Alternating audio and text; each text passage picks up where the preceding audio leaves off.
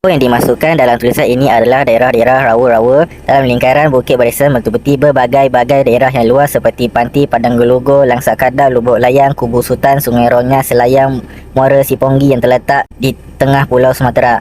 Di sebelah utara Raut bersepadan dengan Sumatera Utara berbangsa Tapanuli. Di sebelah timur bersepadan dengan Riau Dataran bangsa Melayu Riau. Di selatan bersepadan bangsa Minangkabau, manakala di sebelah barat terbuka dengan Selat Mentawai yang secara geografi membentuk permukaan bumi di dataran Pulau Sumatera. Yang dimasukkan dengan orang Melayu Rao dalam tulisan ini adalah mereka yang berasal dari keturunan Rao, masih menggunakan bahasa Rao dan masih ada mengamalkan adat resam dan budaya Rao. Cerita tentang Rao banyak terdapat dalam sejarah yang ditulis oleh orang Belanda. Ini kerana di Rao terdapat sebuah benteng Almorogon yang menyaksikan pertempuran sengit penjajah Belanda melawan penduduk pribumi yang dipimpin oleh Tuanku Rao. Rao di zaman silam adalah sebuah kota yang cukup besar, pusat perekonomian dengan terdapatnya tambang emas terbesar di Sumatera ketika itu.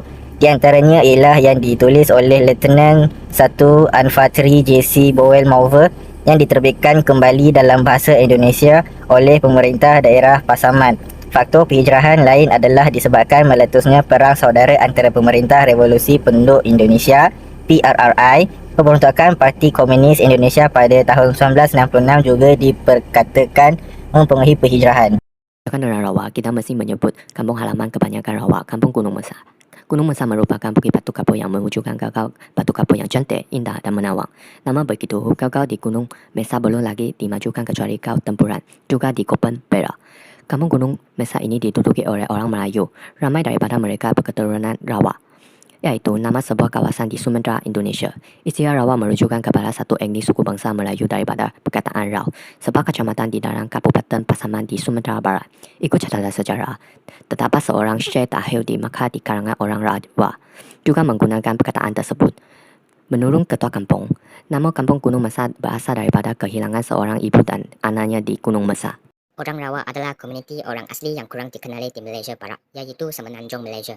Mereka berhijrah ke tanah besar Malaysia dari Bandar Rau di wilayah Minangkabau, yaitu wilayah Sumatera Barat di Indonesia zaman moden, dan berketurunan raja-raja atau sultan Johor serta orang Kuala Melayu, orang asli Batu Pahat dan Pontian kecil di Johor.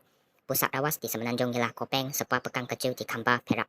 Orang Rawas telah dijemput oleh Sultan Johor untuk menetap di tanah besar Malaysia dan mereka memilih untuk tinggal di Perak, negeri Nangan Johor yang diperintah oleh salah seorang keturunan Raja Johor. Orang Rawa tinggal di Kampung Sungai Itik, Jelindo dan Pintu Padang. Sungai Itik adalah kampung asal Rawa dan dua lagi dibentuk oleh penduduk kampung yang bercabang. Kaum Rawas adalah keturunan seorang putera Raja Johor yang mempunyai sebahagian keturunan orang Kuala dan menetap di kerajaan Minangkabau yang diasaskan oleh orang Pera atau orang Semelai Melayu, yaitu orang asli Pera di Sepadang, Pahang dan Negeri Sembilan. Dia mengesaskan Bandar Rau, di mana dia membelakan keluarga dengan salah seorang anak Sultan Minangkabau yang dipertuan besar. Akhirnya, rakyat Malaysia yang berketurunan Rawa adalah ramai dan mereka terdapat di seluruh negeri Perak. Ini adalah apa yang kita sepatutnya lakukan dan elakkan sebagai rakyat rawa. Senyum bila jumpa orang pertamanya, kita boleh memulakan dengan perkara yang boleh lakukan sebagai rakyat rawa. Rakyat rawa terkenal dengan personaliti cerah mereka, membalas kemesraan mereka akan dihargai. Jika masalah timbul, atasinya dengan baik melalui komunikasi tidak langsung. Orang ramai amat menghargai apabila orang lain menunjukkan minat terhadap keluarga mereka. Pakai pakaian yang sopan adalah lebih baik untuk menutup bahu anda dan memakai seluar pendek dan skirt yang melepasi lutut. Beri seorang rakyat rawa yang berlainan jantina rasa hormat dan darah yang agak tinggi, terutamanya orang Melayu, jantina dan bertentangan. Selain itu, perkara yang perlu dielakkan ialah elakkan mengkritik seseorang secara langsung, menunjukkan kesilapan mereka atau memberi pujian yang tidak ikhlas, kerana ini semua tindakan yang menyebabkan rakyat rawa kehilangan muka. Rakyat rawa tidak membenarkan untuk mengabaikan sesiapa secara terbuka. Mereka sentiasa elakkan menunjukkan tanda-tanda kemarahan secara terbuka, meninggikan suara anda atau menjerit di hadapan orang yang lebih tua atau lebih tinggi daripada anda. Sebarang tingkah laku konfrontasi atau agresif boleh ditafsirkan sebagai kasar dan menimbulkan penolakan yang kuat. Keunikan identiti mereka adalah makanan tradisional popular kelamai atau gelamai yang sebegitu popular ketika Ramadan dan Lebaran. Mengikut istilah Dewan Bahasa dan Pustaka, gelamai ialah sejenis kuih menyamai dodol, manakala gelamai sebagai penganan diperbuat daripada tepung pulut, gula dan santan. Ia sebenarnya boleh dianggap lemang orang tahu, tetapi digelar gelamai kerana bahan ramuannya berbeza dengan lemang, tetapi teknik membakarnya hampir sama. Kelebihannya, gelamai boleh disimpan dan tahan lama sehingga beberapa bulan lamanya. Itulah keistimewaannya, tetapi bukan sembarangan orang mahir memasaknya. Adat resam dan budaya masyarakat Rawa di Kampar, Perak. Adat berjojak. Upacara berjojak iaitu melatih bayi berjalan di atas tanah dilakukan setelah bayi berumur 13 bulan. Setelah upacara selesai, bayi dimandikan di luar rumah, diakhiri dengan memberi makan. tuan rumah menjamu para tetamu dan juga tukang cojak. Gong dipalu dan mercun dibakar mengiringi upacara tersebut. Barangan keperluan ialah masing-masing satu piring kecil betih, beras putih dan beras kuning.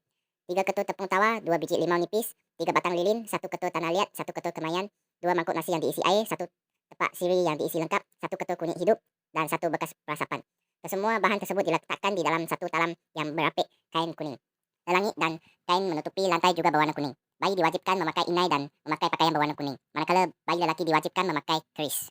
Senarai makanan tradisional Rau yang masih wujud di Tanah Rau, Pasaman Sumatera dan dibandingkan dengan senarai makanan tradisional Rau yang masih menjadi menu makanan orang-orang Rau persempurnaan di Rau. Gulai asam ikan, gulai betik muda, gulai lemak rebung, pinang pucuk paku dan nasi pulut dimakan bersama kelapa parut dan ikan masin. Setiap kaum ada kata-kata khidmat tersendiri iaitu menunjukkan keunikan kaum tersebut seperti kaum Rawa sendiri, iaitu ada orang berdarah Rau itu ada 4 perkara. Pertama, bekas kasihan sesama manusia. Kedua, melebihkan cinta dan kasih sayang kepada handai taulan kaum keluarga, sahabat kenalan dan tanah tumpah darah. Ketiga, wajib memuliakan orang tua juga kasih kepada orang muda. Keempat, jangan melihat kepada anak manusia dengan pandangan yang bermuka masam. Kesimpulan yang dapat difikirkan bahawa ciri-ciri makanan tradisional dan kesenian tradisional yang asal dibawa oleh para perantau Rau baik dari Rau maupun dari Pagaru yang telah melalui evolusi lalu berubah mengikut masa, cita rasa dan suasana budaya masyarakat Rau persemandaan sejak dahulu hingga ke masa ini. Didapati mempengaruhi antara budaya kehidupan telah merealisasikan satu bentuk budaya Rau persemandaan yang unik, menarik dan amat perlu dikekalkan dan diamalkan oleh generasi masa kini dan generasi masa depan. Sekian, terima kasih.